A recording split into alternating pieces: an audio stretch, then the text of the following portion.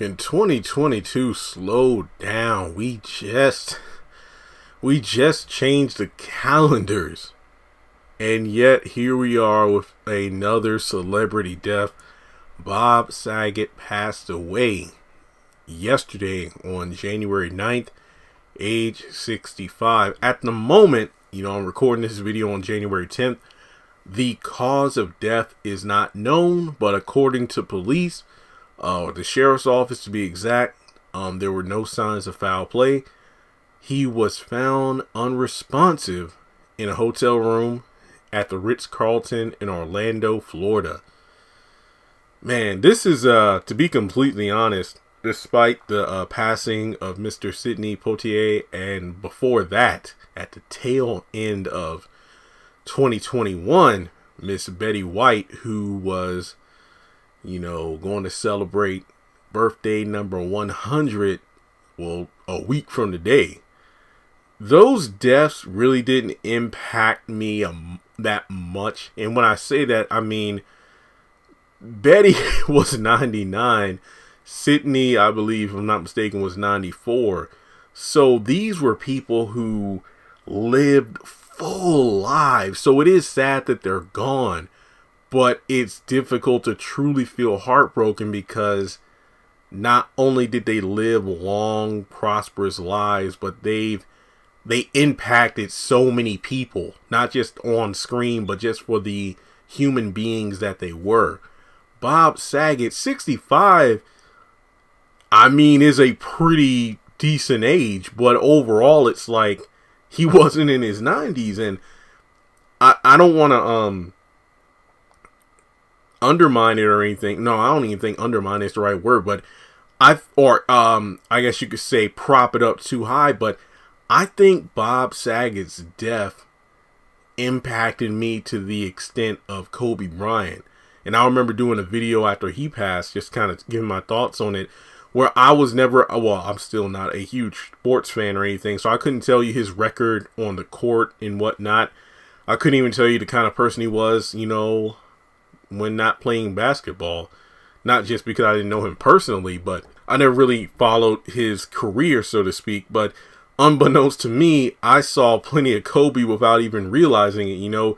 He had a segment in the Michael Jackson journey from Motown to Off the Wall documentary.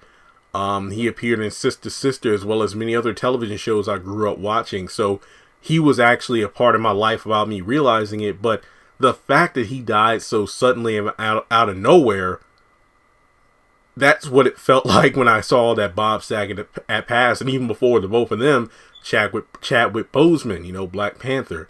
It's just one of those things where it just catches you completely off guard. Like I said, Miss Betty White, 99, yeah. She was 99. Or Mr. Sidney, it's like 94.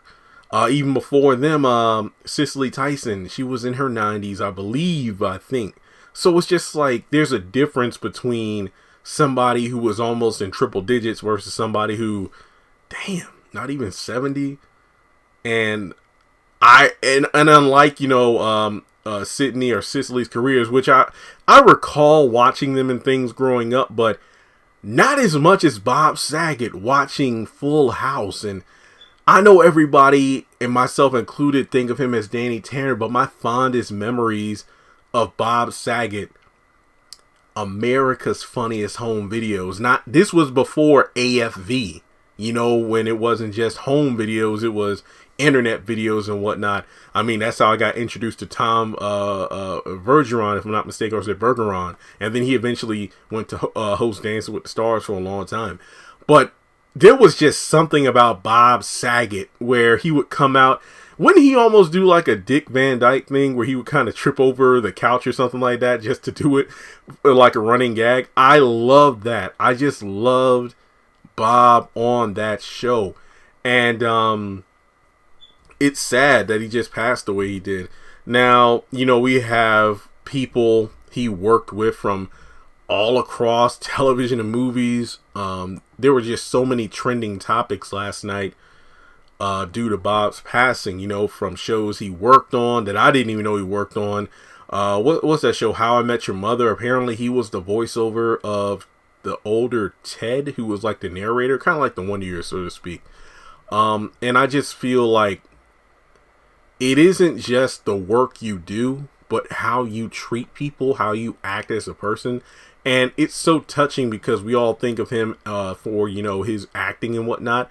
But to hear so many people come forward with nothing but good things to say, I feel like is the legacy we should all aspire to leave behind. Even if you're not on a television show or a box office, you know, hit movie, or you win a Grammy, just to have people talk well about you and not ill after you pass is a definitely a mark I feel like we should all try to leave behind. Now, I know some people were, you know, online talking about the Olsen twins. Why would they say anything? Because, you know, they said, you know, their thoughts and their condolences, but it's like, yeah, because they weren't in the reboot to Fuller House, so what? I mean, at that point, if I'm not mistaken, they've quit acting. They got a fashion empire. They make it, they don't have to go on no Fuller House. They don't want to go on Fuller House. So I don't feel like them not being on the show meant that they had any ill will towards Bob or any of the other cast. It's like Chris Tucker in the Rush Hour movies. He didn't go back to Friday. He was focusing on the films that were bringing more money. So why would he, you know, go back to next Friday or Friday after next? And then, you know, there are a lot of reports that say it's sad within only a couple of weeks, you know, America lost their grandmother, Betty White, and their dad, Bob Saget, and then, you know, a bunch of other news outlets like Fox and whatnot. They're like, America's dad passed away, Bob Saget. And I'm thinking to myself, and I'm not trying to be funny, but I'm only thinking about this from when I was looking at the reports, but I was thinking to myself, was he really America's dad? I feel like Bill Cosby was America's dad, but of course, due to recent years, you know, the legacy has been tarnished, so I don't think that's the correct title for him anymore, even though honestly I still love the Cosby Show. But I just feel like, for me personally, I never really thought of Danny Tanner as America's dad, just because, hear me out, and this isn't slandering Bob Saget, I'm talking about the character. It's like, when I watch Full House, yes, he was the father of the Michelle, Stephanie, and DJ, the single father, widower, because his wife got killed in the drunk driving incident with that other person. But I just feel like, because Jesse and Joey were there, it's kind of like that movie 3 Men and a Baby, or in this case 3 Men and 3 Daughters. So even though Danny had a lot of father moments, of course, I just never put him at the same level as a Carl Winslow or Uncle Phil. Not to sound stereotypical, but I don't know if it's because I'm black that I say that. It's just the fact that I think Danny just had his brother-in-law and college buddy there, so it felt like the daddy duties were kind of split.